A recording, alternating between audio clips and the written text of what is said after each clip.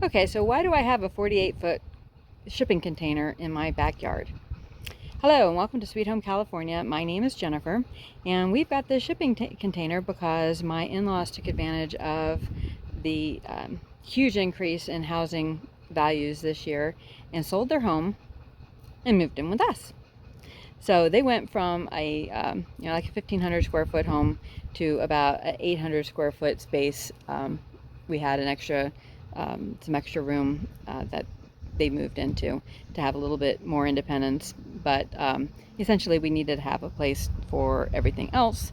We had lots of yard sales, but there's still so much stuff after living 40 years in one particular place. But anyhow, shipping containers have just gone through the roof.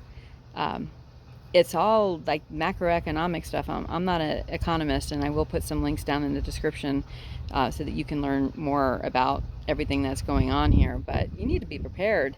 The shipping container, if we had bought it a year or two ago, would have been half the price that we wound up having to pay for it, because we bought it when we needed it instead of planning ahead, knowing that they were planning on moving. We could have bought it last year, but we're like, we'll pay for it, when we sell their house, and we'd have the money from the sale of their house to help pay for it. But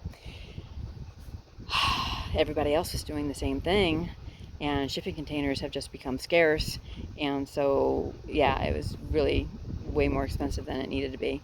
And it kind of begs the questions, well, why are shipping containers so expensive? Well, things are just not moving as much as they have been, and there are shipping ports that now are closed down again in China.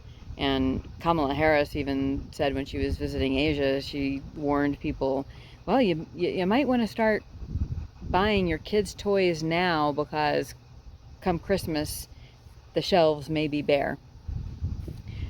It's kind of like Obama when he said about the manufacturing jobs, like, what do you want me to do, wave a magic wand? So she just tells us this problem, and she doesn't, she's got no solution for it. If we had 45 still in office, we'd have a solution for it. We'd be encouraging our manufacturers to manufacture here in the United States and not be dependent on a foreign country.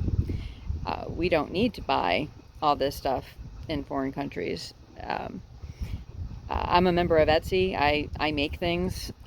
That's what I do.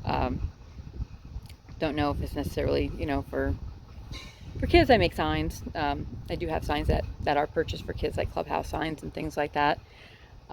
But there are so many capable people here in the United States that can fill that void. And, look to Made in USA if you can. Because if you don't, we're dependent on the shipping lanes. We're dependent on these shipping containers that are going, the prices are going through the roof. And when these are going through the roof, the cost to ship them is going through the roof. The products that are in them are going to go through the roof. Housing went up for the first time. California is at a median house value of like $800,000. Everything just compiles on itself. Minimum wage here in California went up again.